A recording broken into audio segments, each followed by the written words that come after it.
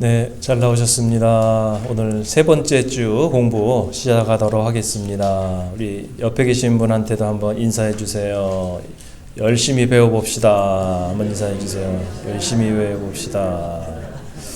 네, 오늘 날씨가 참 추운데 오늘 같은 날은 온라인으로 하면 참 좋겠죠? 네, 그러나 또 이렇게 교회에 나와서 하면 좀 더 이렇게 집중할 수가 있을 거예요. 자, 그동안 우리가 뭐를 배웠나요? 여러분 공부하고 나서 카톡에다가 이렇게 소감을 간단하게 올려주시니까 참 좋은 것 같아요. 참 저런 깨달음도 또 이렇게 가지셨구나 하는 것을 알 수가 있었는데요. 자, 첫째 주에는 만물 위에 계신 하나님에 대해서 우리가 공부를 했죠. 만물 위에 계신 하나님. 이제 하도 들어서 좀 지겹죠. 이제 만물 맨날 만물 막.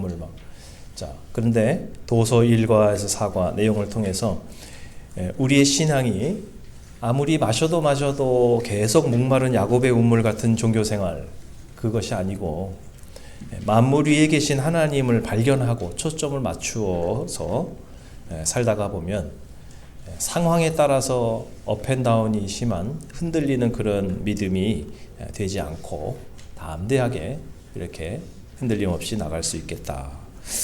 자, 둘째 주에는 무화과 잎으로 가렸던 아담처럼 우리의 비참함을 세상에 있는 것을 가지고 뜰이 A를 가지고 이렇게 포장하고 위장하지 말고 십자가 예수님께 우리가 나아가자. 도울 힘이 없는 사람을 의지하지 말고 태초부터 영생을 주시려고 계획하셨던 삼위일체 하나님만 우리가 의지하며 살아가자. 그런 내용 또 우리가 지난주에 했습니다. 자, 오늘은 옛 언약에서 새 언약이라고 하는 이런 주제인데요. 도서 11에서 17페이지까지 해당이 되고요. 이제 오늘은 이제 구약과 신약으로 이렇게 연결이 되어집니다. 그래서 이제 구약의 내용을 오늘까지 하고 다음 주부터 이제 신약으로 이제 넘어가기 위해서 오늘 구약과 신약에 대한 그거 공부를 하는데 주제 성구 한번 다 같이 읽어보겠습니다. 예레미야서 31장 31절 시작. 그때가 오면 내가 이스라엘 가문과 유다 가문에 새 언약을 세우겠다. 나 주의 말이다. 자, 그래서 우리가 한번 오늘 공부하는 내용을 잠깐 한번 이렇게 생각을 먼저 해보면요. 여러 가지 궁금한 점이 많이 있으실 텐데 교회를 오래 다녔는데 구약은 왜 구약이고 신약은 왜 신약입니까? 누가 어린아이가 이렇게 물어보면 갑자기 또 대답해 주려고 그러면 또 궁색해지죠, 대답이. 자, 그래서 구약은 옛 언약이 구약이야. 신약은 새 언약이 신약이야. 자, 뭐 이렇게 대답을 이제 해줄 수는 있겠죠. 자, 그래서 이 내용에 대해서 그러면 구약의 내용이 뭐고 신약의 내용이 뭔지 오늘 조금 더 공부를 해보도록 하겠습니다. 그 다음에 예수님께서 말씀하신 이 새 언약은 우리에게 무엇을 약속하는 것인가 이걸 조금 구체적으로 이제 한번 배워보고요. 자, 그 다음에 구약의 여호와 야훼와 신약의 예수를 영어 성경에서는 모두 주님으로 이렇게 부르는 그런 추세죠. 그래서 저호바라고 하는 그 말은 영어 성경에서 거의 사라졌습니다. 그 여호와의 증인에서는 계속 쓰고 있지만요. 영어 성경은 거의 다 The Lord로 바꿨습니다. 그 이유가 있어요, 다. 그걸 오늘 좀 공부를 함으로써 하나님은 뭔가 구약이나 신약이나 같은 하나님이시고 어제나 오늘이나 이렇게 통일성이 있으시고 연속성이 있으신 분이다라고 하는 것을 통전적으로 오늘 우리가 한번 이렇게 배워보는 시간입니다. 디테일한 것보다는 오늘은 좀 전체적인 거, 성경 전체의 구약과 신약을 이렇게 한번 연관져서 하나님에 대해서 한번 생각해보는 그런 시간이 되겠습니다. 자, 이제 문제지 1번 한번 보시기 바랍니다. 자, 다 같이 한번 읽어보겠습니다. 1번 시작. 하나님께서 아브라함을 부르시면서 약속하신 것은 무엇이었습니까? 네, 아브라함 이야기를 지금 먼저 하는데요. 왜냐하면 구약 그러면 사람과 하나님께서 이렇게 언약을 체결하셨거든요. 그래서 어떤 사람들과 언약을 맺으셨는지 그것을 이제 한번 구체적으로 봐야 되는데요. 자, 아브라함을 오늘 먼저 보겠습니다. 그래서 제1경륜 시대는 창세기 11장까지라고 했잖아요. 그러니까 아브라함 이전까지고, 제2경륜 시대가 아브라함부터 시작이 되는 걸 보면 이분이 되게 중요한 분이구나, 이렇게 감을 잡을 수가 있습니다. 그래서 아브라함이 왜 중요하냐? 믿음의 조상이니까 중요하지만 하나님과 언약을 체결한 사람이라는 거예요. 언약을 체결. 그래서 중요한 거죠. 자, 먼저 창세기 12장 1절에서 3절을 한번 다 같이 보시겠습니다. 창세기 12장 1절에서 3절. 주님께서 아브라함에게 말씀하셨다. 너는 내가 살고 있는 땅과 내가 난 곳과 너의 아버지의 집을 떠나서 내가 보여주는 땅으로 가거라. 내가 너로 큰 민족이 되게 하고 너에게 복을 주어서 내가 크게 이름을 떨치게 하겠다. 너는 복의 근원이 될 것이다. 너를 축복하는 사람에게는 내가 복을 내리고 너를 저주하는 사람에게는 내가 저주를 내릴 것이다. 땅에 사는 모든 민족이 너로 말미암아 복을 받을 것이다. 아멘. 네, 여기 보면 하나님께서 몇 가지를 약속하고 계신데요. 자, 먼저 큰 민족이 되게 하고 그랬고요. 또 아브라함에게 복을 준다 그랬고요. 그 다음에 아브라함만 복을 받는 게 아니라 다른 사람에게 복을 베푸는 그런 사람이 되겠다고 이제 하시고요. 또 이제 그 사람들에게 복을 이제 베풀어 주신다는 거고요. 그 다른 사람. 그 다음에 중요한 게 모든 민족이 너로 말미암아 복을 받을 것이다. 여기 이제 중요한 거죠. 자, 그래서 모든 민족이 너로 말미암아 복을 받을 것이라는 이 약속은 바로 예수 그리스도를 통한 영생의 복을 얘기하고 있다라고 하겠습니다. 여러 가지 삶의 인생의 복도 베풀어 주신다 그랬고요. 그 외에 가장 중요한 것은 이제 예수 그리스도를 통해서 복을 받는다는 거죠. 자, 그래서 중요한 것이 그 갈라디아서 3장 8절 보시게 되면요. 여러분 노트에는 아마 없을 텐데요. 추가된 구절인데요. 자, 이 화면에 이제 볼 수 있는데 보시면은, 자, 여기 보면 또 하나님 이방을 믿음으로 말미암아 의로 정하실 것을 성경이 미리 알고 먼저 아브라함에게, 여기 보시면은 뭐를 전한다고 그랬어요? 네, 복음을 전한다. 자, 복음을 전하되, 이 복음 또는 뭐 기쁜 소식 이렇게 번역을 했는데요. 자, 이것을 보면 오늘 창세기 12장에서 아브라함이 받은 이 복, 또 그 하나님께서 복을 주시겠다는 그 언약, 자, 이것은 바로 복음이다. 이렇게 갈라디아에서 바울이 해석을 하고 있다는 것입니다. 자, 그렇기 때문에 아브라함과 하나님과 이 관계에서 하나님이 약속하신 것은요, 복의 모든 민족이 너로 말미암아 복을 받는다. 이것은 일반적인 복을 의미하는 것이 아니라 바로 예수 그리스도를 통해서 주시는 영생의 축복, 영생의 이런 복을 의미하고 있고, 그것이 바로 복음이다. 이렇게 해석을 하고 있다는 것입니다. 자, 2번 보시면요, 좀 더 자세하게 이제 아브라함에게 너의 자손이 저 별처럼 많아질 것이다. 창세기 15장으로 넘어가게 되면요, 이런 약속을 또 하십니다. 창세기 12장에서는 처음 이제 부르시는 장면이고 15장에서는 정식으로 이제 그 언약을 체결하시는 이런 장면입니다. 자, 근데 이 약속이 언제 성취가 됐느냐, 이거를 보시게 되면요, 갈라디아서 3장 16절 한번 읽어보겠습니다. 그런데 하나님께서 아브라함과 그 후손에게 약속을 말씀하실 때 마치 여러 사람을 가리키는 것처럼 후손들에게라고 말씀하지 않고 단 한 사람을 가리키는 뜻으로 너의 후손에게라고 말씀하셨습니다. 그 한 사람은 곧 그리스도십니다. 네. 자, 바울이 갈라디아서에서 해석하고 있는 것인데, 창세기 15장에서 너의 자손이 저 별처럼 많아진다. 이것은 바로 한 사람, 예수 그리스도를 통해서 자, 성취가 된다라고 단수로 표현을 했고, 또 여기 신약에서도 또 역시 받아서 단수로 이렇게 표현을 하면서 구체적으로 바로 그리스도 예수를 가리키고 있다. 네, 이렇게 해석을 하고 있습니다. 그 다음에 여러분 그 복음서에서 예수님께서 하신 그 말씀을 또 한번 확인을 해보겠습니다. 아브라함에 대해서 뭐라고 말씀을 하셨냐면 요한복음 8장 56절 시작. 너희의 조상 아브라함은 나의 날을 보리라고 기대하며 즐거워하였고 마침내 보고 기뻐하였다. 네. 자, 여기서 보게 되면은 아브라함이 앞으로 정말 그 메시아를 통해서 그리스도를 통해서 그 특정 한 자손이라고 하는 이런 그리스도를 통해서 영생의 복을 주시겠다는 이 복음을 들었는데 그것을 기대하고 즐거워하였다는 것이죠. 그런데 실제로 자기의 삶 속에서 마침내 보고 기뻐하였다. 이거는 도대체 뭔가? 그래가지고 이 이야기를 예수님이 하시니까 유대인들이 상당히 거북해하죠.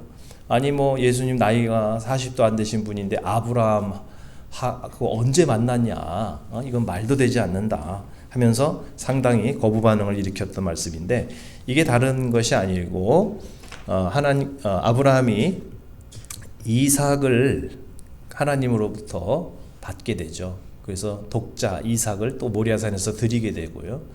자, 그것을 통해 가지고 이삭이 예수님을 예표하는 것인데요. 그래서 직접 그리스도를 봤다는 것이 아니라 이삭을 체험을 하면서 그러면서 그리스도를 간접적으로 그가 보고 기뻐한 것이다. 이렇게 예수님이 이제 표현을 하신 것입니다. 자, 그래서 아브라함과 하나님과 맺으신 이 언약은 바로 예수 그리스도를 통해서 이렇게 성취가 되었다는 걸 좀 더 확인하실 수가 있습니다. 자, 3번. 다 같이 3번 문제 시작. 요셉은 형들에게 은 20개에 팔려갔습니다. 은 30에 팔려 십자가 달리신 예수님을 예표합니다. 그런데 요셉은 자신의 고난을 어떤 의미로 해석하였습니까? 네. 자, 요 구절이 빠졌네요. 자, 창세기 45장 7절을 한번 읽어보시기 바랍니다. 하나님이 나를 형님들보다 앞서서 보내신 것은 하나님이 크나큰 구원을 베푸셔서 형님들의 목숨을 지켜주시려는 것이고 또 형님들의 자손을 이 세상에 살아남게 하시려는 것입니다. 자, 요셉이 예수님을 예표하고 있는데, 자, 그런데 요셉은 너무나 큰 고난을 어린 나이에 당하게 되었죠. 너무너무 정말 큰 상처, 너무너무 정말 그 마음에 앵거가 생길 수 있는 그런 어린 시절에 큰 고난을 겪었습니다. 배신을 당한 거죠, 형들한테. 죽을 고비를 넘기면서 그래서 결국은 이제 생존했고, 그리고 나중에 성공해서 형들을 만났는데 대부분의 사람들 같으면요 이제 원수 갚습니다, 그런 경우. 그런데 형들은 두려워서 벌벌 떠는 우린 다 죽었다 이제. 일이 꼬였던데 이렇게 꼬이냐. 그런데 요셉은 오히려 형들을 막 괜찮다고 위로하고 있습니다. 뭐 용서하고 말 것도 없는 모습처럼 보이죠. 아니 도대체 이 사람이 어떻게 된 사람인가 싶어요, 요셉이. 우리 같았으면 뭐 정말 뭐 얼마나 분을 냈겠습니까. 자, 그런데 이게 요셉이 뭐 굉장히 인격적으로 괜찮아서 꼭 그런 게 아니고요. 이 사람은 관점이 우리랑 다른 거예요. 관점이. 보는 시각 자체가 틀린 거더라고요, 보니까. 왜 틀리냐 하면 자신의 억울했던 어린 시절의 그 시련을 인신매매 당함, 배반 당함, 상처받음, 그래서 앙심을 품고 지금까지 살아온 게 아니고요. 요셉 하면 꿈의 사람이잖아요. 그러니까 하나님의 그 계시를 늘 받는 거예요. 꿈을 보고 비전을 보는 거죠. 먼 훗날 메시아가 오셔야 되는데 히브리 민족이 그 7년 기근 동안에 도저히 그 가나안 땅에서는 생존 불가능하다. 그래서 하나님이 그 물이 마르지 않는 나일강이 있는 이집트로 다 7년 동안 피신시키기 위해서 나를 앞서서 미리 파송한 거다. 이거는 인신매매 당한 게 아니다. 나를 파송해서 다 준비시켜가지고 70명 들어오게 해가지고 생존시켜서 그래서 번성시켜서 다시 모세 시대 때 다시 고향으로 돌아가게 하는 그 철저한 계획 속에서 하나님의 비전을 다 보고 있는 거죠. 결국은 그리스도가 메시아가 이 땅에 오시도록 하고자 하는 그 언약과 예언이 성취되기 위해서 내가 놀랍게 쓰임받고 있는 것이다 라는 관점인 거예요. 그러니까 형들의 잘못은 물론 괘씸하지만 뭐 그렇게까지 그렇게 두려워하실 필요 없다고. 어차피 나는 이런 사명이 있어서 온 거니까 너무 이렇게 개의치 말라고. 이렇게 정말 바라볼 수가 있거든요. 자, 어떻게 여러분 그렇게 하실 수 있겠어요? 네? 그게 참 억지로 하라면 안 되는 건데요. 그게 눈에 보이면 가능한 거예요. 관점이 이렇게 넓어지고 높아지면 그게 가능하다는 거죠. 자, 그래서 우리들도 사람들 속에서 혹시 여러분들이 어려움을 겪거나 고난을 받고 있을 때 관점이 넓어지시기를 바랍니다. 그리고 관점이 보는 시야가 높아지시기 바랍니다. 높이 오른 독수리가 멀리 본다 그러잖아요. 그래서 하나님을 향해서 우리가 영적으로 이렇게 올라가서 멀리 보면 이 작은 것들이 그렇게 커 보이지 않는 거죠. 하나님이 크시면 우리들의 문제는 작아 보이는 거거든요. 하나님이 안 보이니까 우리 문제가 그냥 완전히 그냥 그렇게 커 보이는 거잖아요. 그러니까 바로 요셉은 정말 예수님을 예표하고 있는 사람으로서 바로 멀리 그리스도의 시대까지도 바라보았던 사람이구나 라고 하는 것을 우리가 배우게 됩니다. 자, 4번. 우리가 믿는 하나님의 이름은 무엇입니까? 자, 이게 무슨 질문이냐면요. 여러분, 우리가 하나님 몇 년 동안 믿으셨습니까? 4대 믿으신 분, 6대 믿으신 분도 들어가. 자, 그러면 우리가 하나님에 대해서 너무나 잘 알고 있잖아요. 너무 잘 알고 있는데 하나님의 이름이 뭡니까? 그러면 여러분, 하나님의 이름이 과연 뭔가? 모든 종교에는 신명칭이 있거든요. 그런데 우리가 믿는 이 하나님의 이름은 뭔가? 그래서 우리 하나님 그러잖아요. 하나님. 그 하나님의 뜻은 뭡니까, 여러분? 그리고 어디서 온 거예요? 근데 천주교인들은 왜 하느님 그래요? 우리는 하나님 그러고, 우리 하장로님 자꾸 종씨라고 계시는. 자, 그런데, 자, 하나님이라는 거 말이죠. 생각해 보세요. 그럴 때, 우리가 생각하는 것처럼 하나님께서 그렇게 쉬운 분은 아니라는 거죠. 자, 한번 이 하나님의 이름을 우리가 생각해 보면서 우리가 배우는 것들이 또 있습니다. 그게 뭐냐면 내가 하나님에 대해서 잘 알고 있다. 하나님에 대해서 내가 친하고 하나님에 대해서 내가 빠사하다. 교회 다닌 지 벌써 한 40년 넘으니까 웬만한 건 다 안다. 하나님에 대해서. 이런 생각이 우리 애들한테 좀 있어요. 근데 사실 우리 하나님에 대해서 잘 모른다는 거죠. 이름만 해도 벌써 몰라요. 그런 거 있잖아요. 이렇게 굉장히 친한 사람이 있어요. 그래서 되게 친하게 지냈어요. 나중에 이름을 몰라. 그래서 당황스러울 때가 있잖아요. 굉장히 친한데 이름을 모르겠는 순간 당황하게 되죠. 자, 그렇게 이제 한번 생각해 보는데요. 자, 그럼 하나님은 우리에게 이름을 어떻게 알려주시는지 창세기 32장 29절 다 같이 한번 읽어보겠습니다. 시작. 야곱이 말하였다. 당신의 이름이 무엇인지 가르쳐 주십시오. 그러나 그는 어찌하여 나의 이름을 묻느냐 하면서 그 자리에서 야곱에게 축복하여 주었다. 네, 어찌하여 나의 이름을 묻느냐 안 가르쳐 주신 거예요. 그냥 복만 받아라. 그리고 이제 가라. 네. 도서 141면에 보면요, 이런 인용이 있죠. 독일의 신학자 에버하르트 융엘이 이런 말을 했습니다. 하나님의 본질은 우리가 그에 관하여 말하고 부를 수 있는 모든 것 위에 있기 때문에 하나님은 어떤 이름도 갖지 않으시며 모든 이름 위에 머물러 계신다. 네, 모든 것 위에 있기 때문에. 그래서 우리들 인간들이 말하는 그런 언어로 표현할 수 있는 이름을 가지고 계실 필요가 없다는 것이죠. 네, 이렇게 신학적으로도 얘기를 하고 있습니다. 자, 그럼 우리가 그동안 알고 있었던 그 이름은 도대체 뭔가 한번 생각을 좀 해보겠는데요. 예를 들면 여러분 우리가 하나님 그러잖아요. 하나님. 이게 하나님이 이게 어디서 온 거예요? 원래 하느님이에요. 잘 안 보이시나? 자,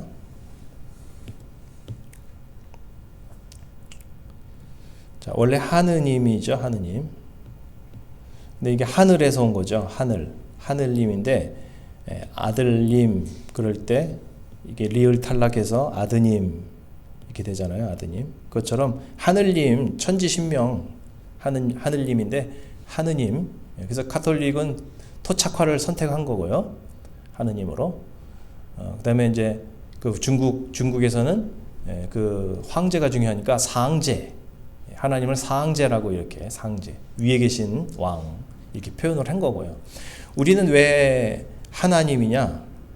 네, 이거는 이제 유일신 사상이죠. 하나님은 유일하신 하나님이니까 하나와 하늘의 그 이미지를 해서 이제 하나님으로 고유명사화한 거죠. 그것이 하나님. 자, 그 외에 뭐 이제 그 히브리 원래 성경에서는 이제 엘로힘이죠. 엘로힘 또는 엘이라는 이름이 들어가면 무조건 하나님이에요. 그 다음에 이제 여호와라는 말도 우리가 하나님의 이름으로 많이 썼습니다. 그래서 여러분 그 노트에 보시면은 대표적인 그 하나님의 그 이름들을 한번 이제 우리가 보게 되면요. 자, 어떤 게 있습니까? 창세기 22장 14절에 보면 여호와 이레, 네, 여호와 이레. 그래서 이것은 이제 주님께서 준비하심 그런 뜻인데 아브라함과 이삭의 사건이죠. 모리아산에서 하나님께 순종했더니 재물은 하나님께서 다 준비해 주셨다. 이런 고백이죠. 체험이고 고백. 그 다음에 사사기 6장 24절에 보면 여호와 샬롬. 네, 이것은 주님은 평화라는 것인데 전쟁을 앞둔 소심한 기드온에게 하나님께서 담대함과 평강을 주시는 거죠. 그럴 때 여호와 샬롬으로 이렇게 표현을 했고요. 하나님을. 그 다음에 출애굽기 17장 15절에 보면은 여호와 니시 주님은 나의 깃발. 아말렉을 물리친 모세와 여호수아가 전쟁을 할 때 산에서 모세가 손을 들고 있으면 여호수아의 군대가 이겼다는 거죠. 그래서 하나님은 우리의 승리의 깃발이시다는 고백이고요. 또 출애굽기 15장 26절에 보면 여호와 라파 이제 이렇게 표현은 안 됐지만 원래 원어에는 라파 주님은 치료자. 마라의 쓴물을 단물로 바꾸시면서 우리들의 인생의 그런 문제점들을 치유해 주시는 분으로 고백을 하고 에스겔서 48장 35절을 보면 여호와 삼마 네, 주님께서 거기도 계신다. 그래서 이것이 천국 도성 새 예루살렘 도성의 이름이 바로 여호와 삼마로 이렇게 환상을 표현한 겁니다. 자, 이 모든 것은 하나님의 이름이라고 하기보다는 살아계신 하나님을 체험한 여러 사람들이 그 하나님에 대한 체험을 신앙으로 고백한 신앙 고백인 거죠. 이게 신앙 고백. 하나님의 고유 명사 같은 이름이 아니고요. 이게 하나의 신앙 고백, 체험에 대한 한 가지 체험을 했을 때 한 가지 고백이 나왔던 것이지 뭐 이것 자체가 막 하나님의 무슨 이름이다 이렇게 볼 수가 없다는 것입니다. 자, 왜 말씀드리냐면 우리가 하나님에 대해서 잘 아는 것 같지만요 잘 몰라요. 왜냐하면 하나님은 초월적인 존재시고 우리는 자연적인 존재이기 때문에 우리의 이성과 언어로 하나님이 다 표현되는 것 자체가 이상한 거 아닌가요? 그렇기 때문에 천국도 우리 언어로 표현할 수가 없고 하나님도 우리가 다 표현할 수가 없고 심지어 하나님의 그 모습을 존재를 우리가 다 알 수가 없다는 것이죠. 그래서 우리는 오히려 하나님의 이름을 우리가 잘 모르는구나 이렇게 겸손하게 주님 앞에 고백을 하고 있는 것입니다. 그래서 여러분 이런 우리가 하나님의 광대하심을 다 표현할 길이 없다고 하는 이 겸손함이 늘 신앙생활 속에서 있으시기를 바랍니다.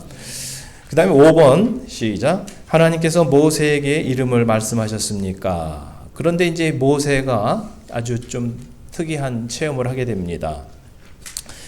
출애굽기 3장 14절 한번 읽어보겠습니다. 시작. 하나님이 모세에게 대답하셨다. 나는 곧 나다. 너는 이스라엘 자손에게 이르기를 나라고 하는 분이 너를 그들에게 보냈다고 하여라. 네, 이게 바로 하나님께서 모세에게 이제 말씀하신 그것이죠. 그래서 나는 곧 나다. 근데 요것이 그 70인역에서 보면 나는 스스로 있는 자다 이렇게 번역하는데요. 이 70인역 성경이라는 것은 뭐냐면은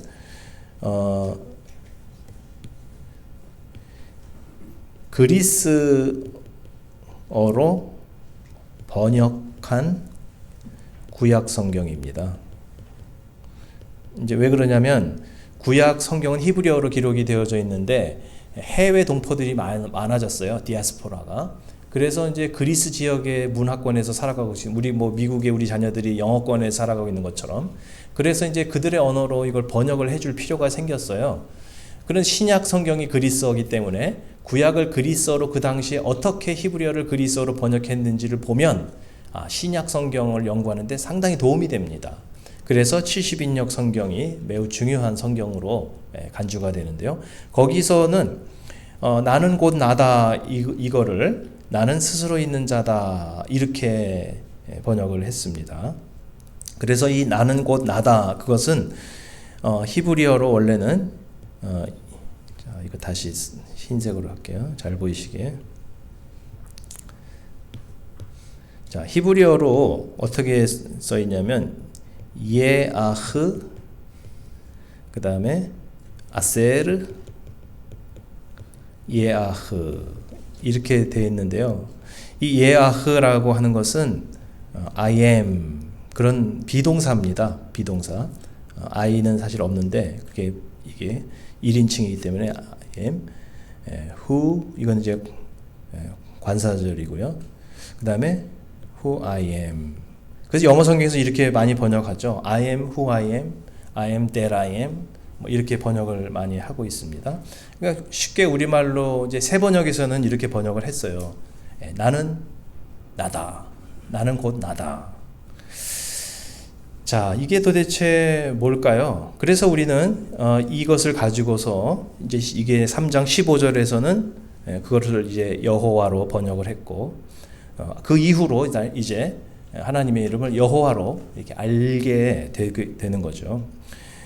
자, 이것은 편의상 하나님께서 이름을 알려주신 것입니다. 편의상. 자, 왜 그러냐면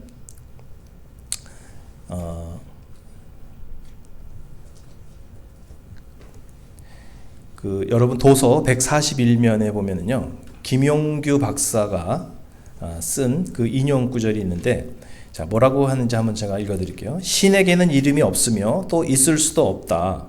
그런데도 신이 자기 이름을 야훼라는 이름으로 계시하신 것은 단지 인간을 위한 곧 은총으로서 신적 자기 계시로 이해해야 한다. 인간 정신이란 무엇이든 그것의 이름, 그것의 본질에 의해서만 그 대상을 파악할 수 있기 때문이다. 네, 이게 무슨 말씀이냐면 나는 곧 나다라는 것을 통해서 하나님께서는 이제 그 편의상 히브리 민족들이 기억하고 부를 수 있는 이름으로서 이렇게 글자로 언어로 표현을 해주시기 시작을 한 것입니다. 왜냐하면 그렇게 표현을 안 하면 출애굽하는 과정에서 상당히 어려움이 있기 때문에 따르질 않을 거예요. 도대체 무슨 신인 줄 알고 따라가느냐 이럴 거거든요. 다른 이방 종교엔 다 신 명칭이 있는데 그래서 그들을 향해서 은총을 베푸시려고 출애굽이라는 구원을 베푸시려고 이름을 모세에게 예외적으로 이제 말씀을 하기 시작을 하십니다. 자, 그 다음에 그 출애굽기 6장 3절을 보시면요. 나는 아브라함과 이삭과 야곱에게 전능한 하나님, 여기서 이제 엘샤다이인데요. 전능한 하나님으로 나타났으나 그들에게 나의 이름을 여호와로는 알리지 않았었다 하는 거죠. 과거에는 이제 아브라함과 이삭과 야곱에게는 그냥 하나의 전능하신 하나님으로만 이렇게 임했고 이름을 굳이 알려주지 않으셨는데 모세 때 출애굽이라는 이 사명을 위해서 이제 여호와로 알려주시 시작을 했습니다.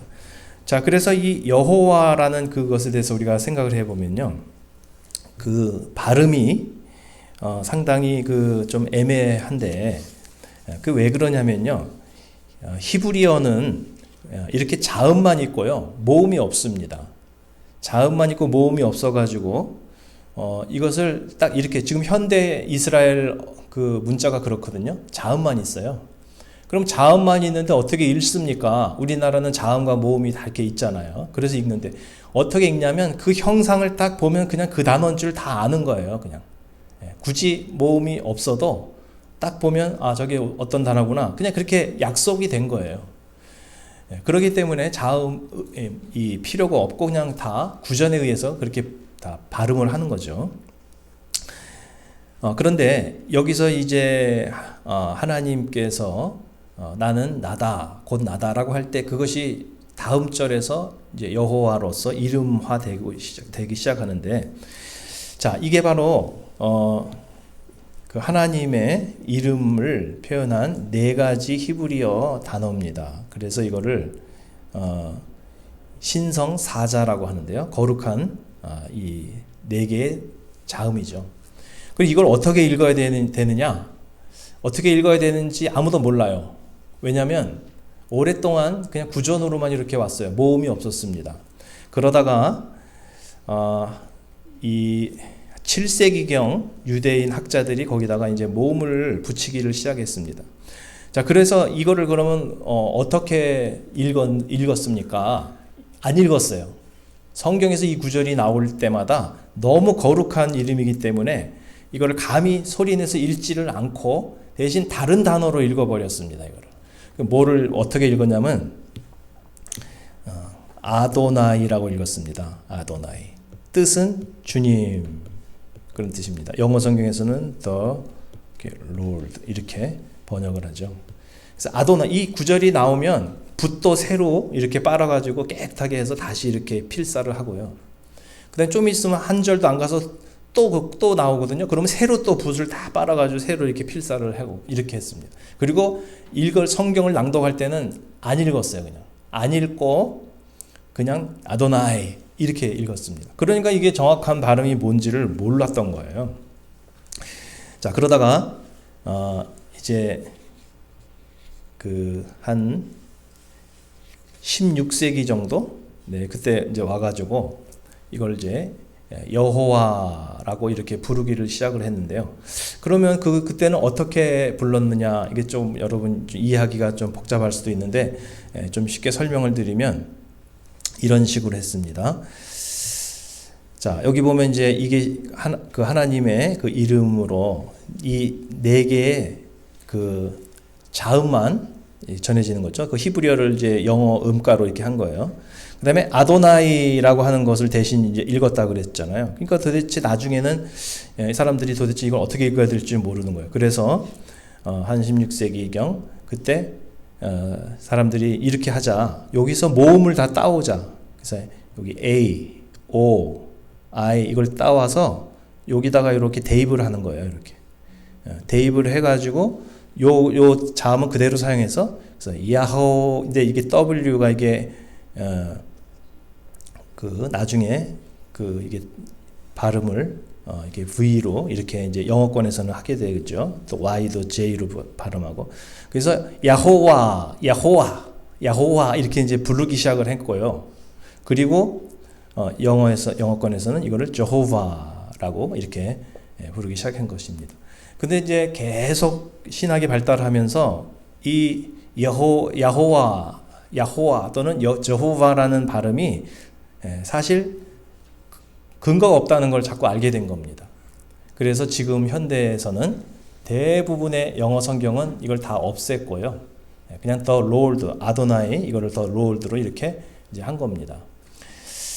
자, 그리고 지금 여호와 증인만 이제 그거를 이제 사용하고 있죠. 그래서 이제 나중에 한 19세기경 독일의 히브리 학자 빌헬름 게제니우스가 조금 더 정확한 발음을 연구를 계속 해가지고 그나마 여호와보다는 야훼가 원래 히브리어의 발음에 더 가깝다라는 걸 발표를 했고 지금은 그게 더 많이 받아들여지고 있는 거죠. 그러나 여호와보다는 야훼가 좀 낫지만 야훼도 우리가 정확하게 그걸 증명할 길은 없습니다. 그래서 이제 이렇게 조를 했던 그 내용을 이게 좀 설명을 한 건데 홍길동이라는 사람이 있는데 그 부하들한테 야 두목님 이분이 두목인데 두목님을 이름을 함부로 부르지 마라. 홍길동 그러지 마. 앞으로 두목님 그렇게 말해. 그 나중에는 이걸 읽을 수가 없게 돼서 히읗, 기역, 디귿에다가 두목님에서 이거를 후고디 이렇게 이제 읽은 거와 마찬가지로 별로 의미가 없는 거예요. 여호와라는 것이. 자, 이런 식으로 이제 이해를 하시면 이제 되겠습니다. 자, 그래서 구약 성경에 한 7,000번 가량 이 단어가 나오고 있습니다. 7,000번까지 나오고 있고요. 신약 성경에는 한 번도 나오지 않습니다. 여호와 증인이 번역한 성경에만 신약 성경에 237에 억지로 넣었어요. 전혀 없는데 그냥 자기들이 막 넣었어요, 이렇게. 그래서 지금 현대 그 신학에서는요, 뭐 여호와 그랬다고 뭐 잘못된 건 아니에요. 어차피 우리가 잘 모르니까요.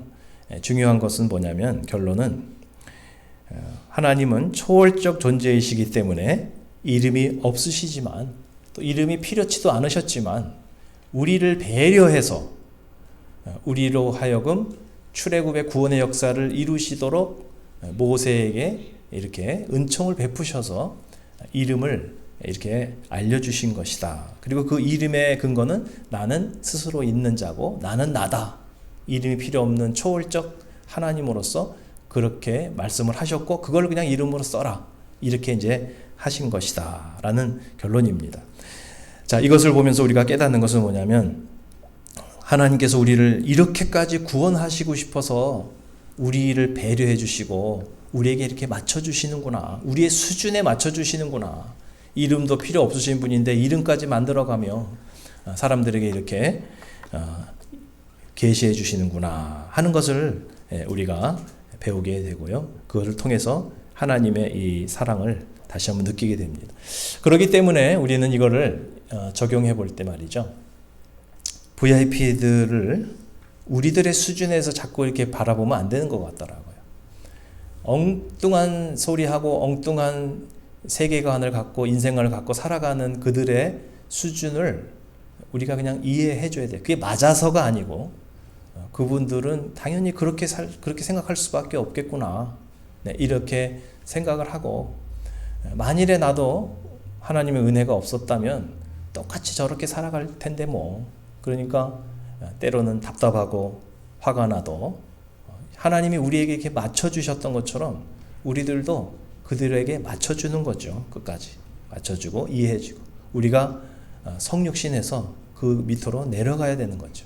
너희들이 이 수준까지 올라와 그게 아니고 우리가 내려가서 함께 올라와야 되는 그 구원의 역사가 선교적 마인드가 바로 이 하나님의 이름을 통해서도 우리가 깨닫게 된다라고 하는 것입니다. 자, 여호와 뭐 여호와라고 해도 좋고요. 야훼라고 해도 좋습니다. 그게 중요한 게 아니고 하나님은 이름이 필요 없으신 분인데도 우리에게 이름을 주셨다. 구원을 출애굽의 구원 역사를 위해서. 그게 중요하고 자, 조금 자세하게 뭐 히브리어에 대한 그런 내용이 궁금하시면 개인적으로 또 질문하시면 되겠습니다.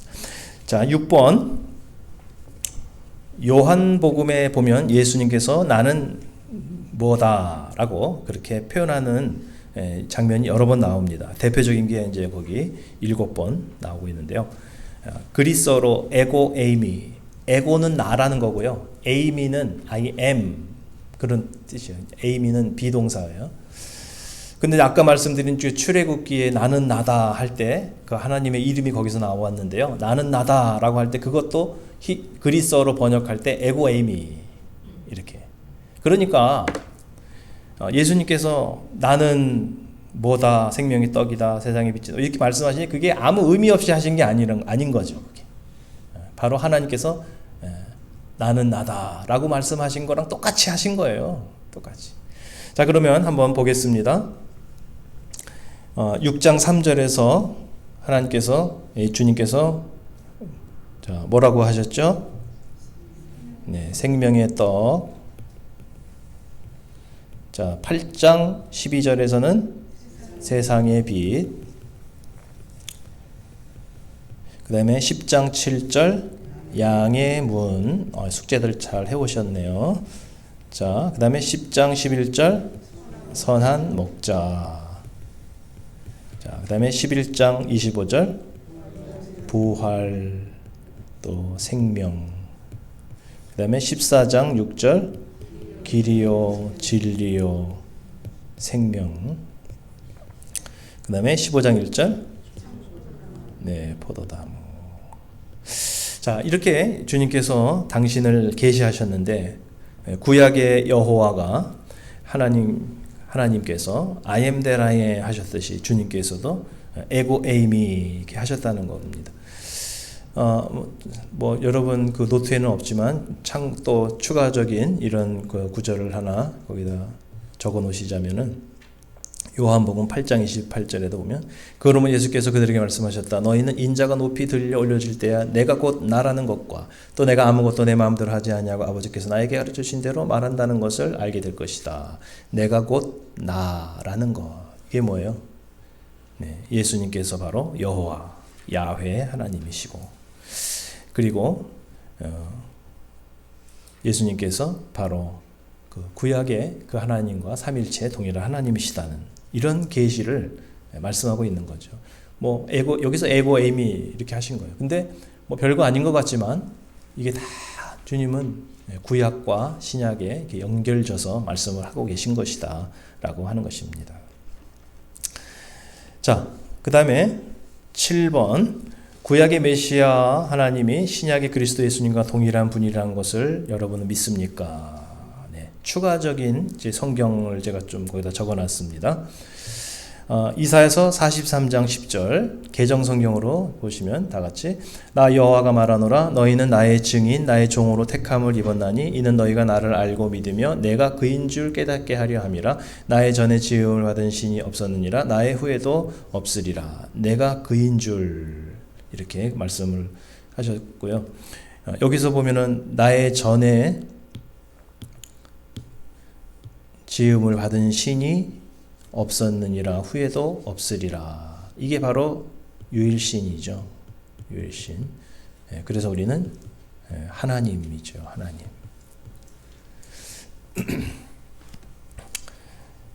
자, 그런데 내가 그인 줄 깨닫게 하려 함이라 말씀하셨던 구약의 그 하나님이 신약에서 보니까 요한복음 4장 25절 26절 여자가 예수께 말했다. 난 그리스도라고 하는 메시아가 오실 것을 압니다. 그가 오시면 우리에게 모든 것을 알려주실 것입니다. 예수께서 말씀하셨다. 너에게 말하고 있는 내가 그다. 네, 내가 그다. 그 구약의 신약의 예수님 당시 유대인들이 구약에서 예언한 그 하나님 메시아를 계속 기다리고 있었는데 바로 눈앞에 예수님이 있는데도 그걸 못 알아보잖아요. 그러니까 예수님께서 내가 그러라. 나다 라고 말씀하시는 그 선언 이것을 예수님이 지금도 하고 계시다라고 하는 사실입니다. 자, 지금 뭐 하고 있는 그 내용이 다 반복되는 것인데요. 사실은 구약과 신약이 이렇게 연결된다는 것이고 그리고 예수님 영생을 주시고자 이 땅에 오신 예수님이 바로 하나님이시라는 그 사실을 지금 반복적으로 말씀하고 있습니다. 자, 8번 구약 성경에서는 새로운 언약, 신약에 대해서 예언은 했습니다. 그 내용이 무엇일까요? 대표적인 게 오늘 우리에게 암송 성경 구절 예레미야 31장 31절 또 33절도 있습니다. 자, 거기 한번 보겠습니다. 한번 읽어보게 31절 33절 34절 한번 읽어보겠습니다. 시작.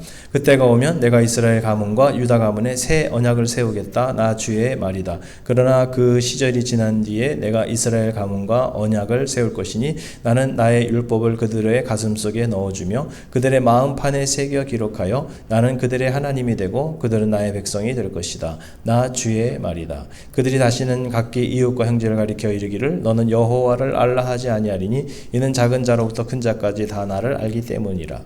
내가 그들의 악행을 사하고 다시는 그 죄를 기억하지 아니하리라. 여호와의 말씀이니라. 아멘. 자, 여기서 이제 구약 성경인데요. 이게 근데 새 언약을 세우겠다. 이건 이제 신약 시대를 예언하는 거죠. 그래서 예레미야서는요. 바벨론 침공 당시에 이스라엘 백성들 예루살렘의 구원을 얘기하지 않습니다. 어차피 너희들은 이제 too late이다. 망한다. 망하는데 70년 만에 다시 돌아올 것이다. 그리고 먼 훗날 하나님의 회복이 있을 것이다. 이런 예언이거든요. 거짓 선지자들은 아니다. 금방 회복된다. 뭐 이런 식으로 이제 공수표를 막 이렇게 남발했고, 예레미야는 아니다. 이미 늦었다. 이사야는 회개하라고 그러는데 예레미야는 이미 늦었다는 얘기입니다.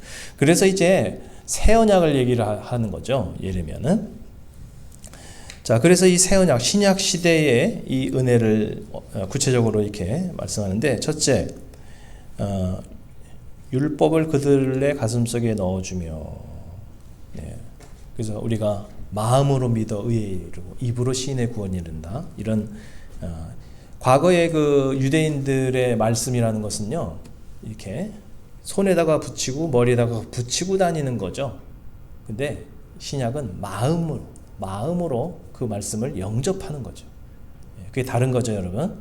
겉으로만 달달달달 암송하는 거 아니고요. 우리 마음 깊은 곳에서 인격적으로 말씀을 영접하는 거죠.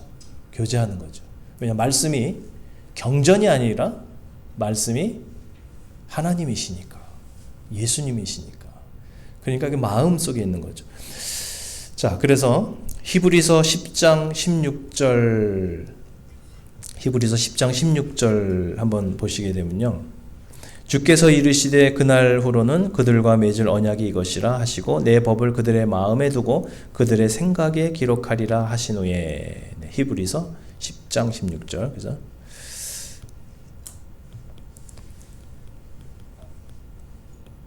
자, 요게 이렇게 이제 성취된 걸 알 수가 있습니다. 히브리서 10장 16절.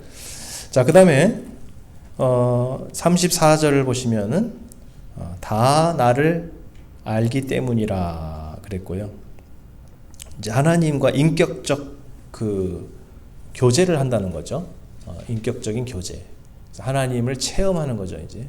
구약의 그 신약은 하나님을 이렇게 개인적으로 만나는 그런 것은 아닙니다. 유대 공동체 안에 들어와 있는 거죠. 그러면 이제 신앙생활인데, 우리는 그게 아니라 교회 안에, 바운더리 안에 들어와 있는 게 중요한 건 아니에요.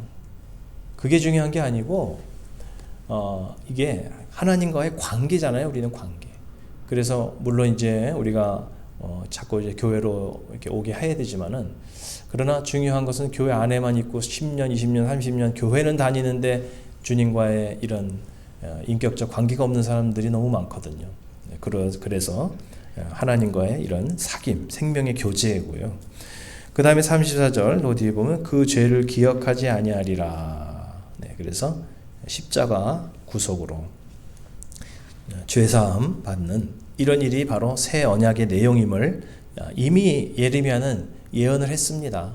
구약은 옛 언약의 시대인데 새 언약의 시대를 이미 이렇게 구체적으로 예언을 했고, 이것은 예수님을 통해서 성취가 되었는데, 자, 어떻게 성취가 됐는지 한번 보겠습니다. 요거는 이제 우리가 잘 아는 예레미야 33장 3절인데요. 왜 요 구절을 했냐면 31장과 연결이 됩니다, 이게. 그래서 한번 읽어보세요. 너는 내게 부르짖으라. 내가 내게 응답하겠고 내가 알지 못하는 크고 은밀한 일을 내게 보이리라. 네, 옛날에 기도원 가가지고 막 이거 많이 했잖아요. 근데 크고 은밀한 비밀이 이게 뭔지는 몰랐어요. 네, 크고 은밀한 비밀을 우리에게 보이리라. 그게 뭔지 모르고 막 그냥 은혜 받고 그랬는데, 이게 예레미야서 33장 15절 16절 집에 가서 한번 읽어보시면 이게 구원자가 오실 거를 예언하고 있습니다. 다윗의 후손. 크고 비밀한 일이 바로 이거예요. 그리스도가 오셔서 우리를 죄를 용서해 주시고 영생을 주신다. 이거보다 더 크고 비밀한 일이 어디 있습니까, 여러분? 내가 뭐 문제 해결받고 뭐 축복받고 그게 크고 비밀한 게 아니고요. 이렇게 영생에 대한 하나님의 계획이 성취될 거. 이걸 위해서 기도하라는 거예요. 예레미야. 비록 바벨론으로 포로로 잡혀가는 절망적인 상황이지만 그걸 위해서 기도해라. 그러면 언젠가는 그리스도가 해방하러 오신다. 이러한 비밀을 이제 예레미야가 선포하고 순교하는 거죠. 자, 그래서 이제 마지막으로 신약 시대의 새 언약을 한번 보겠습니다. 자, 누가복음 22장 20절 시작. 그리고 저녁을 먹은 뒤에 그 잔을 그와 같이 하시고서 말씀하셨다. 이 잔은 너희를 위하여 흘리는 내 피로 세우는 새 언약이다. 내 피로 세우는 새 언약이다. 네, 그래서 십자가로 언약을 세우는 것이죠. 십자가. 그 다음에 히브리서 9장 15절 상반절. 그러므로 그리스도는 새 언약의 중재자이십니다. 네, 모든 이 계약을 체결하는 데 있어서는 쌍방이 있고요. 그걸 이제 중간 중재자가 있죠. 네, 그래서 예수님께서 바로 이 새 언약을 십자가로 체결하셨다는 그런 사실입니다. 자, 오늘 내용 조금 어려울 수는 있지만 꼭 한번 여러분 짚고 나가시기 바라고요. 그래서 구약과 신약 성경이 이 연속성상에 있다는 걸 다시 한번 알게 됩니다. 아, 이게 굉장히 구체적으로 이게 통일성이 있구나. 이게 정말 수백 년이 떨어져 있는 이런 시간 속에서 다른 저자가 썼지만 한 하나님으로부터 계시로 받아 썼기 때문에 놀랍게 예언과 성취라는 연속성이 있음을 오늘 알게 되었고, 또 하나님도 구약의 그 여호와 야훼 하나님이 바로 예수 그리스도시라는 이런 구체적인 정황, 자, 이것을 말씀을 통해서 또 배웠습니다. 그래서 구약은 실패했고 신약은 이제 승리했던 것입니다. 구약이 왜 실패했나? 분명하게 주님께서는 언약을 체결하셨는데 쌍방의 언약인데요. 한쪽은 그걸 성실하게 이행하는데 한쪽이 파기해버린 거죠. 일방적으로. 그게 바로 이스라엘 백성들의 문제인데, 여러분 도서 178면에 보면 엘머 마튼즈의 그런 인용 구절이 나옵니다. 거기 보면 이스라엘이 언약을 파기한 것은 언약 공식의 후반부 너희는 내 백성이 되고 라는 요구에는 주의를 기울이지 않은 채 나는 너희 하나님이 되리라는 약속만을 맹신하였기 때문이다. 이렇게 그 문제가 원인이 무엇인지를 이렇게 잘 이야기하고 있습니다. 그것은 구약에서만 해당되지 않고 신약에서도 우리가 일방적으로 계약을 파기하는 그런 일들이 많이 있다는 것을 여기서 또 경고하고 있습니다. 자, 이것이 뭐냐면 우리들은 정말 그 언약 안에 머물러 있으려고 늘 매일 주님과 교제하는 그런 것을 하기보다는 나는 하나님의 이런 백성으로서 자녀로서의 그런 모습으로서 살지 않고 그저 하나님만 나에게 좋은 하나님, 축복 주신 하나님, 응답하신 하나님이 되기만을 기대하고 있으니 이것이 얼마나 정말 기만인가라고 하는 것을 경고하고 있습니다. 그래서 구약의 백성들이 그 언약의 백성이었으면서도 실패했던 것처럼 우리가 신약 시대에 정말 더 큰 은혜 가운데서 살아가고 있지만, 자, 그럼에도 불구하고 우리는 매일 언약 백성다운 그런 주님과의 교제를 늘 잃지 않고 언약 안에 머무는 삶을 살아야 될 줄로 믿습니다. 네, 여러분 이제 숙제도 이렇게 계속 하시고요. 숙제가 뭐 많지 않으니까 성경 구절 하나 암송하시고 또 여러분이 배운 것을 여러분 그 노트에 또 이렇게 잘 적어 보시기를 바랍니다. 그리고 다음 4주차 때 성경 구절 미리 찾아서 적고 또 질문에 대한 생각도 여러분 해 오시면 되겠습니다. 네, 이 시간 우리 찬양 한 곡 드리고 나서 기도하고 마치도록 하겠습니다. 예수 그 이름 한번 우리 찬양하겠습니다.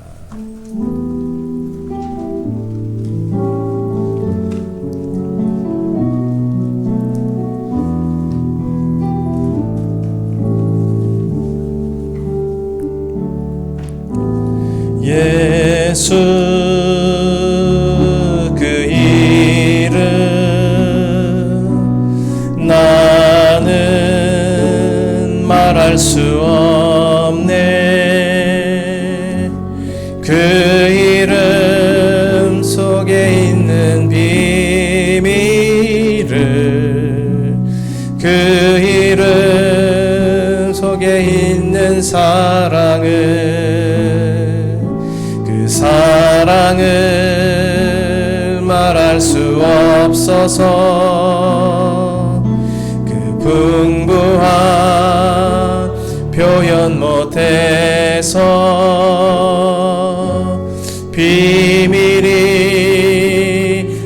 되었네. 그 이름 비밀이 되었네. 사람들 그 이름 건축자의 버린 돌처럼 버렸지만 내 마음에 새겨진 이름은 아름다운 보석. 내게 있는 귀한 비밀이라 내 마음에 숨겨진 기쁨. 예수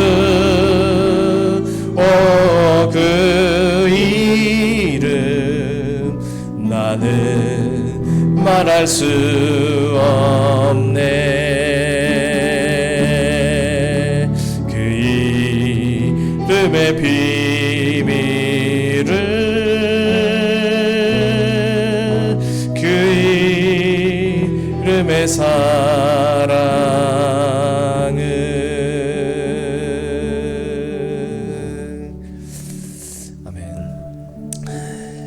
이 시간 우리 말씀을 적용하며 기도하고 자유롭게 또 기도하시다가 돌아가시겠는데요. 어제나 오늘이나 구약이나 신약 시대에나 변함이 없으신 하나님, 계약을 우리는 깨뜨려도 하나님은 절대로 파기하지 않으시며 약속을 지켜주시는 하나님, 그 하나님을 향하여 오늘 우리도 주님을 신뢰하게 하여 주옵소서.